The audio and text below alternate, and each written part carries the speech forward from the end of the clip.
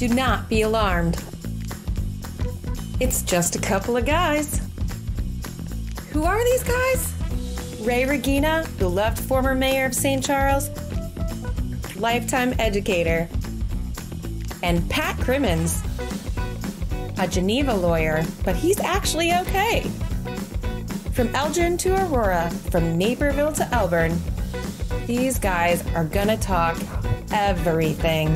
So, here's Pat and Ray.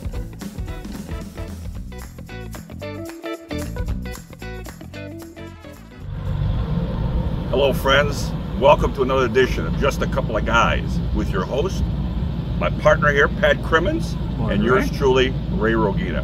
And we're here today at the Wasco Nursery.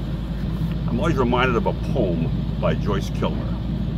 I think that I shall never see a poem as lovely as a tree. And to me, that depicts America's love for flora on their own personal landscapes, the landscapes of their parks in town, the landscapes of parks and open spaces in their state, and even nationally. And so, what an appropriate time here in the fall to be out here to talk about flora. Yeah, it's a beautiful place. How many acres does he have? Oh, he's got 8 acres and 11,000 square feet right here in the greenhouse. And then he's got more acres. Oh, he's got everything going here. Yeah, this is wonderful out here. This is the West. We've been selling the West to you for years, Ray. This is where the sun never sets. We have Beach Park out there. It's beautiful. People love to plant. This is a wonderful place. And of course, Matt's son and my daughter go to the same college. So very good. We have a bonding there. Very nice. Matt Zerby, the owner of Wasco Nursery, will be our guest. And we'll have Matt after a word here from our local sponsors. You stay tuned. Tony, your parents know you're over here again, right? Yep. Great. Tony lives next door. See, his parents decided to just use their phone for home internet. So when everyone is on, Tony's over here streaming and drinking all my soda. My dog. Switch to fast internet on the Xfinity 10G network today. The future starts now. We're going to bed, Tony. Good night. I'll lock up if I leave. Get real home internet on the next generation 10G network only from Xfinity. Go. All right, we're back here this morning at Wasco Nursery. It's a wonderful day. We're here with Matt Zerby. Matt, you're the owner, operator, whatever else you want to call it, of Wasco Nursery. Tell us a little bit about yourself and your relationship with the business here. Sure. Yeah. Well, I've been in the business now for 31 years. Started actually here in the garden center, loading cars and helping customers pick stuff up and that kind of thing, and just kind of grew in my knowledge and ability here, and worked my way through college while I was working here, and ultimately ended up buying the business from the family that started it. It's actually almost a 100-year-old business. We started in 1925, and bought the business from the family that owned it, and then have grown it since then, and here we are. So it's my understanding you started at the age of 14, is that right? That's correct. Yep. Yeah, I actually had a small lawn mowing business when I started when I was 12.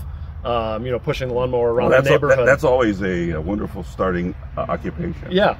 Dad never had to tell you to get off the couch. No, actually, it was the opposite. I made an arrangement with my dad that if I could use his lawnmower and he would fill up the gas tank for it, then I would mow our lawn. I would take care of that for him, and in exchange for the gas and the lawnmower usage. So he agreed, so I mowed our lawn every week instead of being on the rotation with my dad and brother, and then pushed the lawnmower around the neighborhood. I gotta get this in here. When you cut the lawn, did you try to do like a baseball field, going this way and then going this way? Not at the age of 12. I was lucky to actually get all of the grass cut. You might miss a couple spots here and there, but one of my clients at the time was actually the secretary here 31 years ago, and they were looking for some extra help. And she had recommended me, and I said, well, as long as I can get my lawn mowing stuff done, and that sounds good. My goal was always to just be outside. I don't like being inside, basically ever. Try to be outside as much as possible, even during the winter time. And so I was like, yeah, that sounds good. So I started working here. So from those young days of the Lend-Lease program with your dad, give me a little idea of what this place looked like back then before you bought it. Sure. You know, for lack of a better term, it was kind of a mom and pop shop at the time. Just you know, much smaller footprint.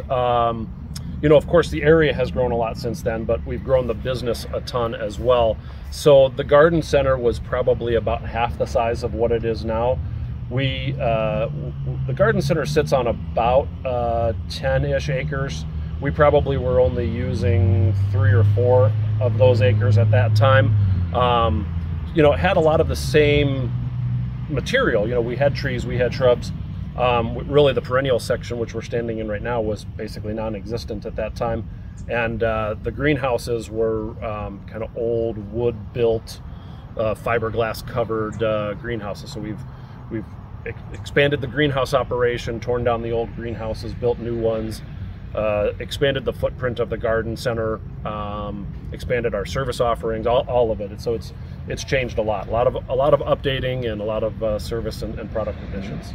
And you're going to be, in a couple of years, celebrating your 100th anniversary of Wasco Nursery. Yeah, that's true. In 2025, that'll be our 100th anniversary. So we're actually already in the planning stages of just coming up with some fun ideas of you know, how to celebrate and how to, you know, recognize that in the community. Ray and I will volunteer to be here with sparklers.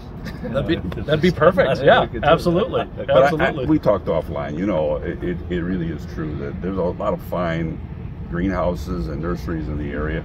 But at the end of the day, I've been here a long time. Wasco Nursery seems to be the gold standard, as far as I'm concerned. And with that, before we get into any questioning, I thought we'd read for the audience your mission statement, because I think it captures the essence of what you're all about. Wasco Nursery's mission is to provide high-quality, locally grown plant and landscape material and expert advice, along with professional design and installation services. It is your goal to encourage the planting of trees, shrubs, and other plants that inspire, delight, and bring value to everyone, and foster a more beautiful and sustainable environment for generations to come. Very, very noble. And with that, I guess the first question is, what kind of services does a nursery like yours offer the general public? Sure. So we consider ourselves a full-service nursery. So we're growing our trees. We'll sell trees. Customers can come pick them up. We'll load them. They can take them with. But then we also offer tree planting services. So we'll come out and plant one tree for a customer, or we'll do an entire you know, landscape project from start to finish, or large tree planting project. We work with homeowners associations, a handful of municipalities, and you know, we might plant 20 or 30 or 40 trees for one of those projects, or we might come to your house and drop one tree in the ground and move on to the next you know, to the next client at that point. And as far as education is concerned, because I think the public, there's some members of the public that just devour this. They're master gardeners out there. I know a few. And then there are others who are very ignorant of how to maintain. So what kind of educational services do you provide? Yeah, so we do a lot of different things. We offer hands-on classes, which we have all throughout the growing season, and even actually throughout the winter as well. So these would be instructional classes, how to build in fact, this coming Wednesday we have one, Thursday rather, a fall container workshop. So we'll teach people how to design and put together a fall arrangement. So it's going to have, you know, mums or cabbage or kale, you know, whatever is in season. We do the same thing for Christmas time. But then we also have a lot of classes that we offer on a wide variety of topics, how to grow and start a vegetable garden from seed, the best hydrangeas for the northern Illinois area and how to care for them, native plants, planting for pollinators, all sorts of things like that. And then in order to reach a little bit broader market, several years ago I started a video series. So we have Facebook Live videos that we do, and then we will kind of cut and trim those, put them out onto YouTube, and some of it's the same type of information, but we're pushing that out so that people hopefully have a good professional piece of advice, rather than there's, unfortunately, as with a lot of things, there's a lot of folks on the internet who are just giving maybe some bad advice, and so we're hoping to surprise. Yeah, I know, can you believe it? So we're trying to dispel some of that and educate people. Now, one more question, Pat, before I go to you. Sometimes we have disaster on a property where a lightning hits a tree, or a tree gets disease and has to be taken down. And so you take it down, what's left is a stump. Sure. Now, I've heard about the process of grinding a stump. Once it's there, you want to just take it out completely. Talk about that a second. Sure. Yeah, so, well, two things. One, it's a common misconception that you can't plant a tree where another tree was. All right. We absolutely can plant trees in the exact same spot as even old large trees, but sometimes we do need to grind out the stump and roots, and we have to do what we call an extra deep stump grinding. So we'll actually grind the root and stump material out and then excavate all of that out, get the machine lower, excavate some more. So we actually have a tree on the property here, which was at one point a massive honey locust tree, which over the course of time was just kind of had lived out its usefulness. And we took that tree out, we ground that stump out, and we planted a new tree in that exact same spot. And it's right in front of the office. It's doing great. And then we also have been doing a lot of that just in the last month or two. You know, a tornado, or actually a couple of tornadoes, went through our area just a little bit north of us. And so unfortunately, a lot of our clientele lost some very large, very established trees. And so that's one of the things we've been doing. A lot of those trees were just cracked off about 10 feet off the ground. And so we take the rest of the tree trunk out, and then we grind that stump out. And in a lot of cases, we're doing that because, you know, the original tree was planted there because that's where the customer needed it for privacy or for shade for their patio or whatever the case may be. And so moving it, you know, 10 feet one way or the other just really isn't an option. And so we'll grind that stump out completely, get all the material out, and be able to plant in that exact same spot. Yeah, you talked a little bit about landscape design. I pictured more of a commercial thing with that, but you do residential landscape design, and is that cost prohibitive for the average homeowner, or is that something you guys can do and it's cost effective and people enjoy it? Yeah, we are predominantly, in terms of our landscape design department, predominantly homeowner focused. Okay. We do a little bit of light commercial and a little bit of large scale commercial, but very, very little. So, you know, 95+% of what we do is for the homeowners. We have 2 landscape designers on staff here that are here year round. And so we'll go out and meet with clients, and we have several different offerings. So depending upon what they're looking for, what their budget is, we have design offerings for just smaller areas that, you know, we can kind of tackle, you know, sort of piecemeal, or we do master plans for a client where we can map out the whole yard, and then now they have a drawing that they can work from over the course of, you know, if budget allows, do it all in one fell swoop.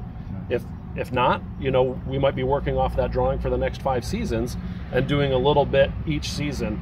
And that's kind of one of the nice things about working with us is, as I mentioned before, you know, we will come out and plant 1 tree, or we'll do that entire landscape project. So we also have customers who will have us come in and do some of the heavy lifting, so to speak. So we'll cut the beds out, we'll plant the trees, amend the soil, and then leave the smaller plantings for the homeowner to do on their own, or spread the mulch themselves, things like that. So we really do try to work with our clients so that we can meet whatever budget goals and planting goals they have. Part of my research into society and life is that the fate of the monarch butterfly. And so I read somewhere where you can plant some milkweed, maybe that brings the monarch in. Yeah. But you talked about pollinators in terms of landscape design. Is that the kind of thing we're talking about? Or bees?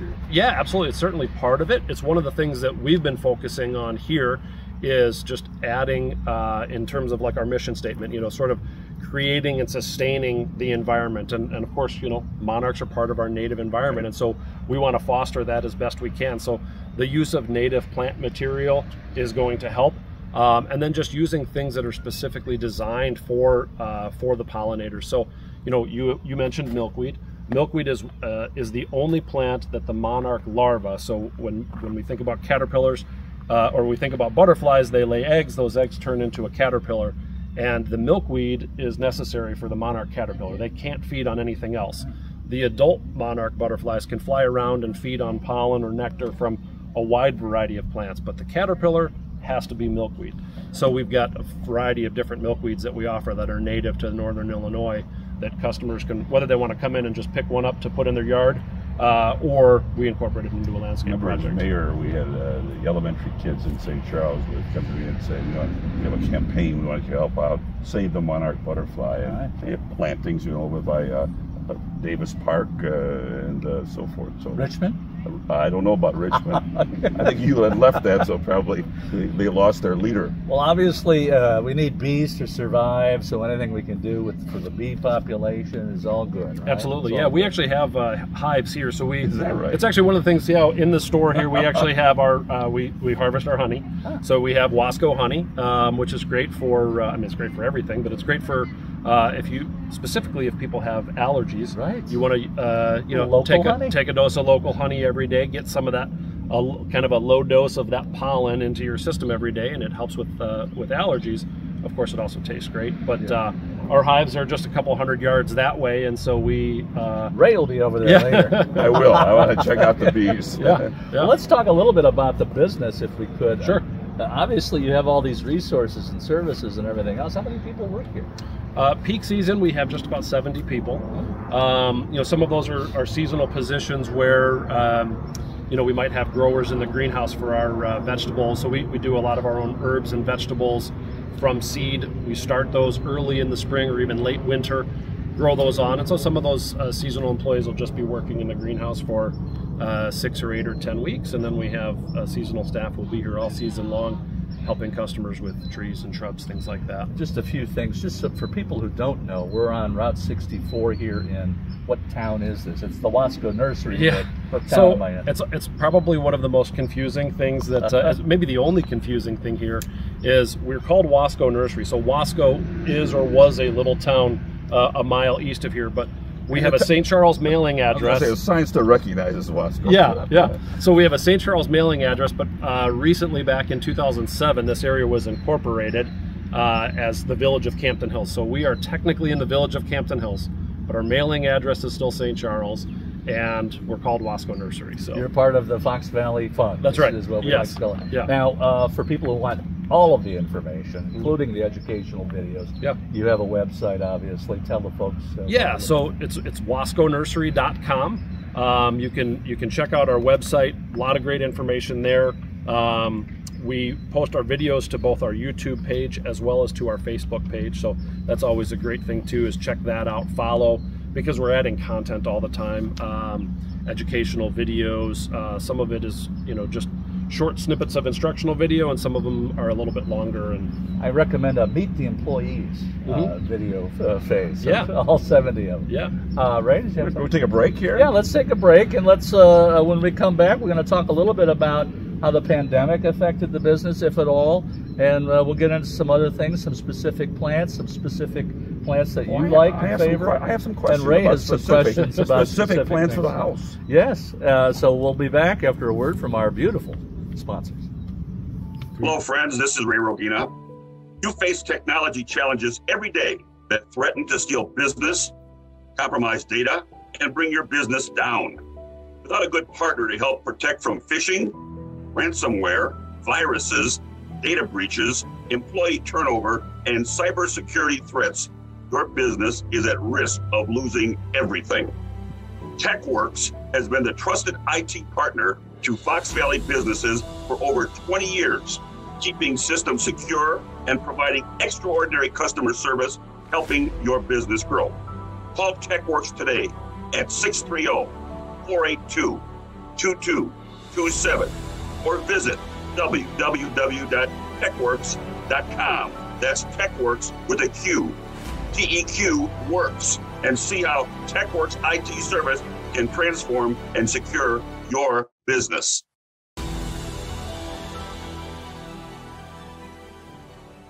All right, we're back here with Matt Zerby on the grounds of the Wasco Nursery in Campton, Wasco and St. Charles. Correct. On Route 64 here. We wanted to talk a little bit about the pandemic and how it may have affected you. It affected small businesses. I'm a lawyer. It affected me. So how did you guys get through it, and how'd you deal with customers, that kind of thing? Yeah. So it was tough there, of course, at first. We obviously, no one really knew what was going on, and there was the 2 weeks to flatten the curve, and businesses were closing, and all of those kind of things.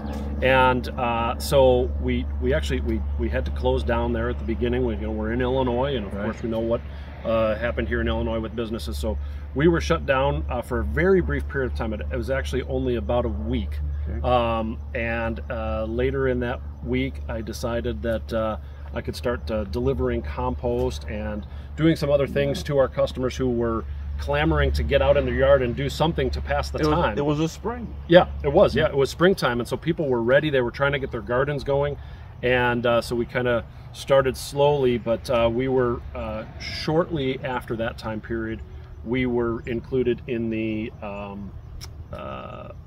oh goodness, what were they calling it? Essential businesses. Essential businesses. Yes. So we were an essential business on the landscape side of things, and on the agricultural side of things in our growing fields, but not on the retail garden center side of things. Right. And so there was a bit of a struggle there, and we were working with our legislators to try to get included in the essential business language because I recall writing some letters as a matter of fact as mayor. Right. So you had some drive-by planting. People would drive with Matt. You'd throw a exactly mulch in the back of the car. Absolutely. But interestingly enough, after we kind of figured everything out and realized, hey, we're an outdoor business. We have 10-acre, actually we have almost 100 acres on this particular property, and then we have a 40-acre farm a little west of here. But we have all of this room, and people could space out, and we've got plants galore out here. And when we kind of figured things out, it really actually, in a lot of ways, helped business. Sometime during that 2020 to 2021 period, some of the research studies that were done by a couple of universities show that there was somewhere in the neighborhood of 20 million new gardeners. So I mean, a massive. I mean, you've got all of these people who are stuck at home, looking for something to do. Also, maybe in a lot of ways, realizing that they haven't focused on their yard or garden before, and are getting back in touch with that. You think back to like post-war and the victory gardens and things like that. So it's almost a resurgence of that, and so all of a sudden we have all of these new people who are brand new to the industry as a whole. They've never, prior to this, had never bought a plant, a seed, a flower, whatever it is, and now are new customers to our industry. And so that's actually sort of where we kind of born out of the video series and some of the educational things that we were doing, is to try to help some of those people. So who's to say the pandemic was a bad thing? Yeah. Huh? There's the high demand of cilantro. Some good things came out of it. Sure. And I know people who honed their craft during the darn pandemic and now are master gardeners. And on that note, I'd ask this question.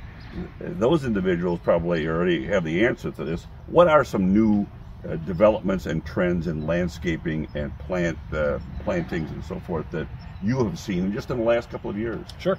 Yeah, so there's actually quite a few, really. I mean, one trend isn't, it was more actually, again, kind of born out of the pandemic, is unfortunately we had a lot of people who were saying, you know what, I don't really enjoy my neighbor all that much, and I'd like to screen my neighbor. And so we saw this massive uptick in the sales of screening evergreens in particular. So narrow evergreens that could be used for privacy and screening, that kind of stuff was a big trend.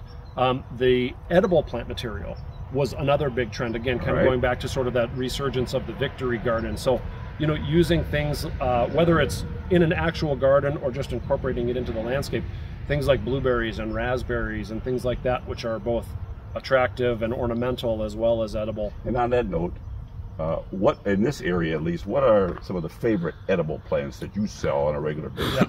The top of the list for sure is going to be peppers and tomatoes. All right. We grow and sell, I think we're somewhere in the 40 to 50 different varieties of tomatoes alone.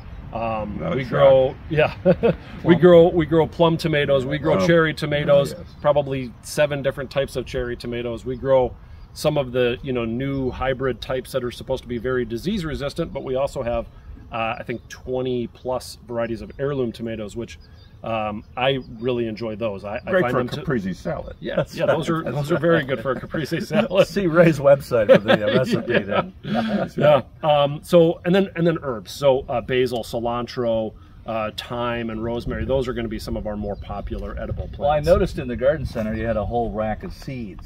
So you're selling all sorts of seeds. You're helping everybody. Correct. Plants. Yeah. We try to have offerings for for just about everybody, depending upon where you want to start. Seed starting can be a little intimidating for some people.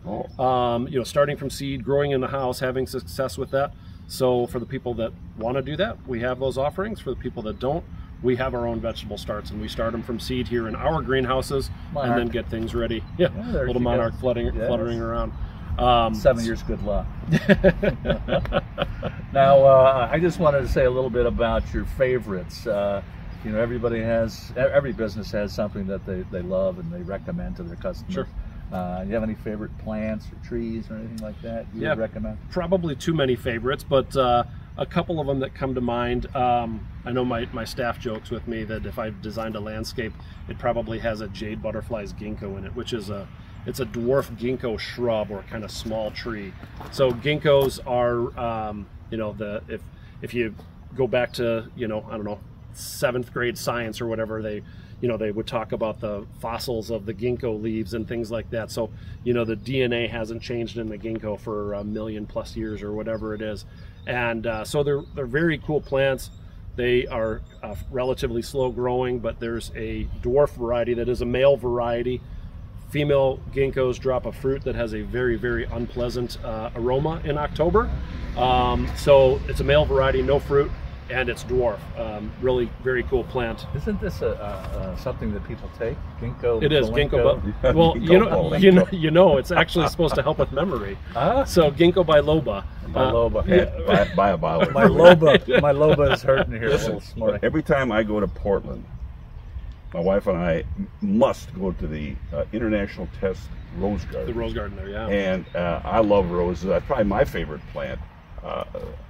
Is that a plant that is favorable to the people in this area? Yeah, for sure. So, you know, if I think back to, you know, like my grandparents' garden, that kind of stuff, they loved roses. And then roses fell out of favor for a while because a lot of the varieties, the old-fashioned varieties, were a lot of work. They required spraying and dusting and covering, all sorts of other issues.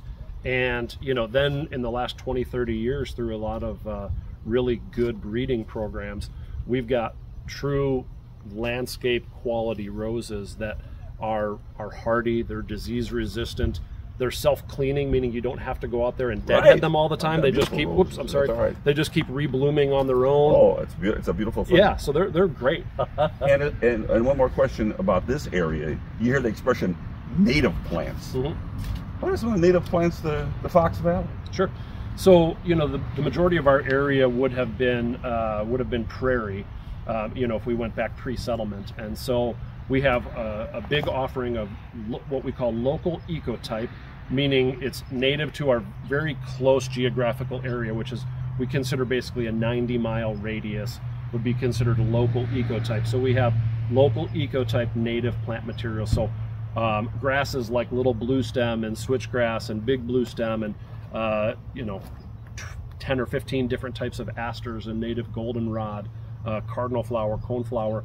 Those are, a lot of those kind of going back to the pollinator conversation, all of those are also going to be excellent for pollinators. And one of the sort of the trends is shifting towards native plant material, but also finding what are called nativars, which are sort of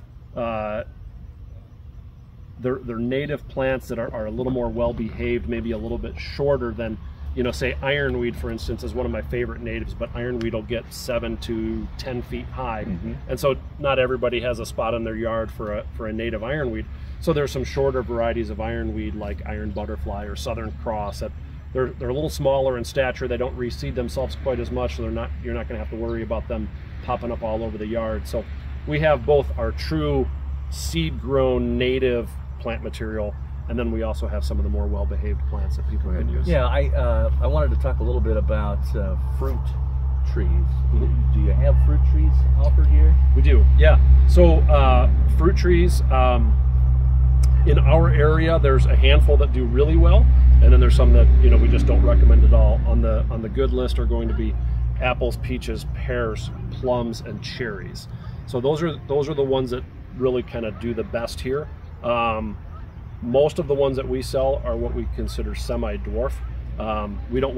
Most people don't want to have a 20 or 25 foot tall apple tree because it's impossible to get up there. I got a small dwarf one, but it's causing me a mess every time I have it. When does the dwarf turn into a semi-dwarf? I mean, my apple tree has gotten crazy. Yeah. My neighbor's throwing apples at me.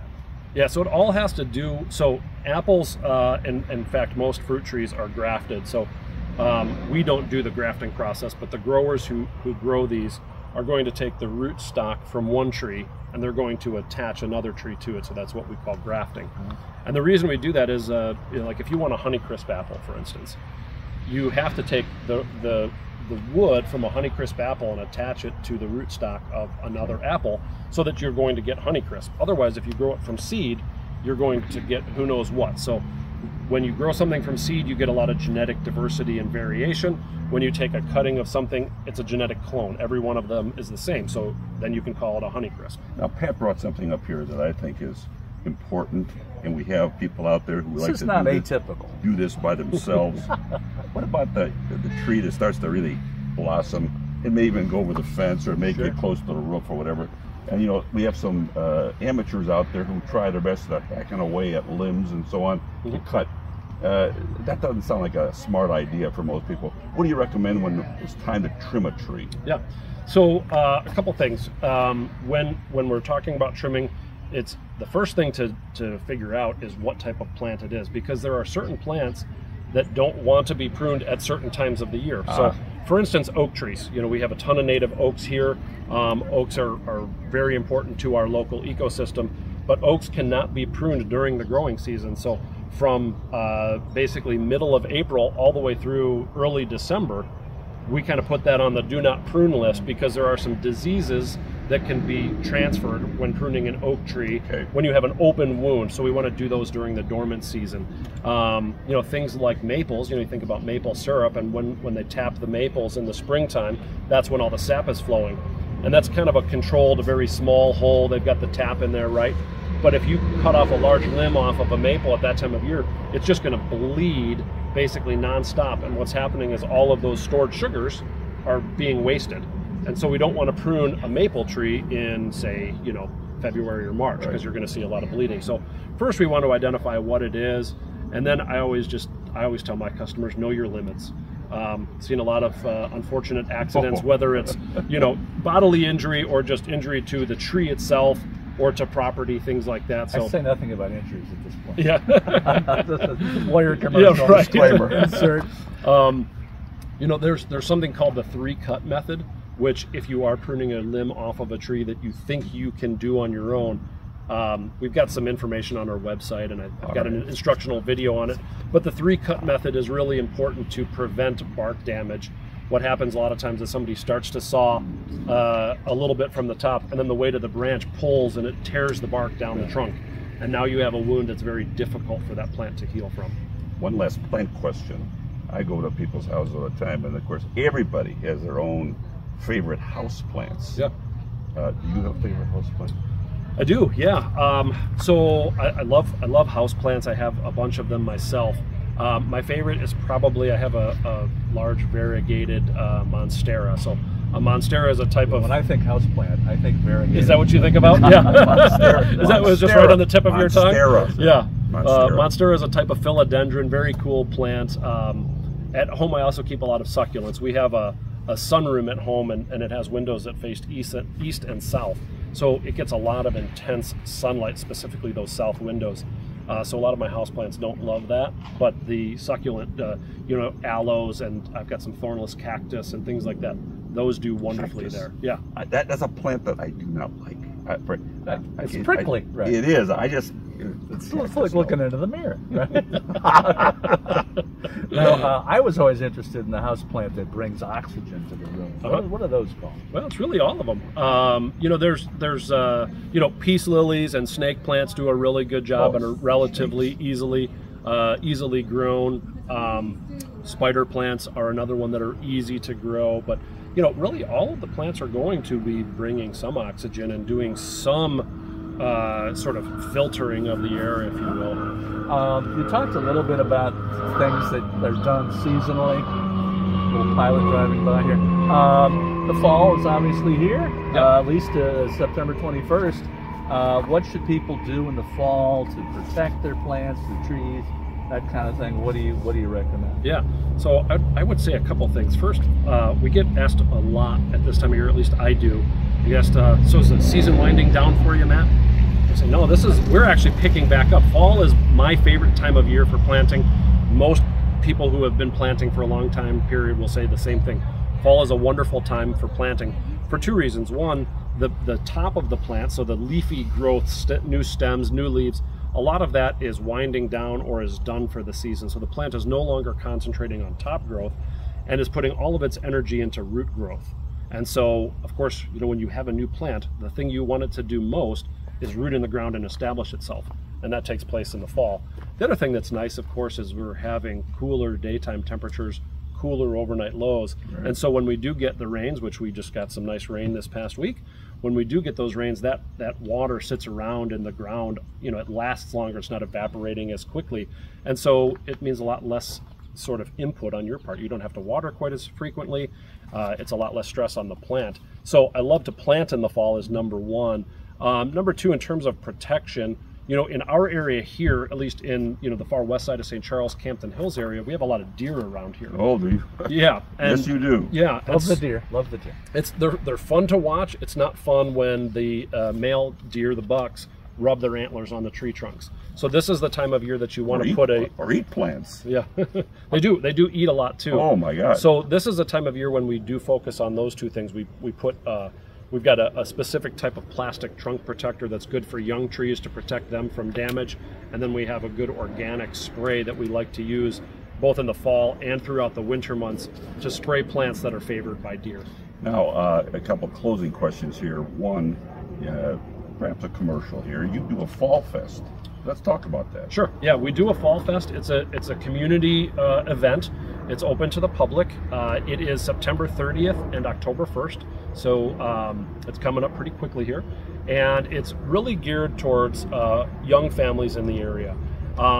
We started it out going back, you know, actually 10-ish years ago. We tried to do it sort of as an educational event, and that wasn't, we weren't quite hitting the mark there. And we sort of pivoted a little bit, made it a community and family event, and it has since grown a ton. So we have touch a truck, touch a tractor going on. We have hay rides throughout our 100-acre nursery here. We have 100 acres. Yeah, it's 100 acres here. We have a pumpkin bouncy house. We've got food trucks. There's going to be some music, live music. So all sorts of fun stuff. Everything aside from the food is free. There's a bake sale. We always have a nonprofit that we're donating the proceeds from the bake sale and other stuff to. And so it's a fun thing to bring the kids out to. We have a lot of grandparents who bring their grandkids. You know, of course, it's just great for young families, but it's really just to say, hey, we're out here. You know, we're becoming a little closer to the community as the building and everything has come out this way, but it's just kind of a nice way to say, hey, we're out here, get exposure to people, but you know, have a really fun family-friendly event that they can come to and not break the bank. I mean, like I said, we don't charge for anything other than food, and so you think about some of the places that are popular in the fall, and it's $10 a person to get in, and every ride is another. With these places, yes. Yeah, you just kind of hand your wallet to them when you walk in. So this is the area where the sun never sets, and we obviously it's the perfect place to have a nursery because there's lots of property still, even though there's building. The holidays. Last question. Of course, when you say holidays, hey, you still think plants of all kinds. Talk to us about your holiday sales and what you do out here. Thanksgiving, Christmas, and beyond. Sure. So we're going to be, like I said, we're going to continue to be planting all throughout the fall months, all the way up until just after Thanksgiving. So we will still be planting trees and shrubs usually until the 5th or 10th of December. But right around Thanksgiving time, we will transition over to Christmas mode. We do Christmas trees, wreaths, roping, and we're very well known for our porch pots. So we have these pots that we make up that are full of evergreen boughs and winterberry stems and red dogwood stems, birch poles, whatever the case may be. And we have those that we'll have for sale here. We have a program where we'll deliver them right to your home or business and put them out in front there for you. We hopefully are going to have a retail outlet in downtown Geneva this winter as well. And then breaking news. Yeah, right.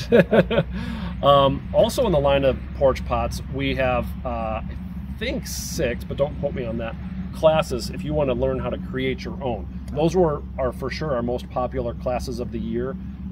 We do them here at the Garden Center. you can come here. We show you how to do everything. There's some snacks and maybe even a little bit of drinking involved, and it's a great time. They're usually in the evening, and we've seen a lot of success with that, and people really enjoy those. Well, Matt, what a conversation about the, I would like to say, a cornucopia of flora. Nice. I like here at Wasco Nursery.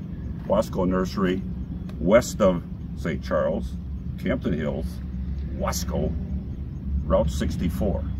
Give us the website again. Yeah, it's www.wasconursery.com. Matt Zerby, thank you so much. Thank you, gentlemen. For taking time to be conversing with just a couple of guys. We're going to take a short break, and then Pat and I'll be back for some closing comments. Stay tuned. Hello, friends. This is Ray Rogina. I'd like to say a few words about my friends at the Karas Group of Restaurants, one of our sponsors. I've been a frequent guest at all of their fine restaurants for years, one of which is Rookies, which has locations throughout the Fox Valley and beyond. My favorite dish at Rookies is the gyros plate with the saganaki appetizer. Oopa! My wife, she loves the Hall of Fame chicken sandwich. But I can honestly say that I've never had a bad meal there, regardless of whatever I've had to eat. The wings are out of this world, the salads are delicious, great burgers, tacos, all-American specialties, and don't forget their pizza. And of course, you can wash this all down with one of their famous Mai Tais. Try them out. St. Charles, Geneva, Elgin, Hoffman Estates, Huntley, and Roselle.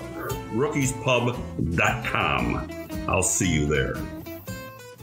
Well, we're back for some closing comments, and I'd like to say to a dear friend of mine and a master gardener, Marcia Kanan, I hope we did well today. I hope we covered a lot of territory. I know you're an expert, and I hope that we met your needs. Pat, this was quite an interesting conversation, because we did cover a lot of territory. Well, and I think everybody who lives out here, even people that don't, and they want to come here for their gardening needs, it's a wonderful place. You can get landscape designs, you get seeds, you get trees, you get shrubs, you get pruning, you get removal. I mean, you get everything you could possibly want. And the fall is here, and we think a lot about leaves changing, and I'll tell you something. You can talk about the New England, and of course that's probably the gold standard, but here in the Midwest, you can see a lot of color in the next few weeks. And I hope our audience gets an opportunity to observe that, to share it with friends, and tell about the wonderful blistering colors that just bolt out at you as we go into the fall. We're famous out here for our colors, right? Yes. And also just a public service announcement that speaking of the fall, don't forget Scarecrow Fest is coming up in St. Charles the first weekend in October. And you want to make sure, talking about family-friendly events, that you have your children lined up to go to that. It's the first weekend in October, downtown St. Charles. You be there. And so, for our crack production man and producer and owner extraordinaire everything, I have a tree on Paul Stukel, mourning the Illini loss this weekend, but happy about the fact that his daughter's alma mater, Penn State, won. So he can't really lose. In California, we used to call that choice. I'm choice. Either way, I win.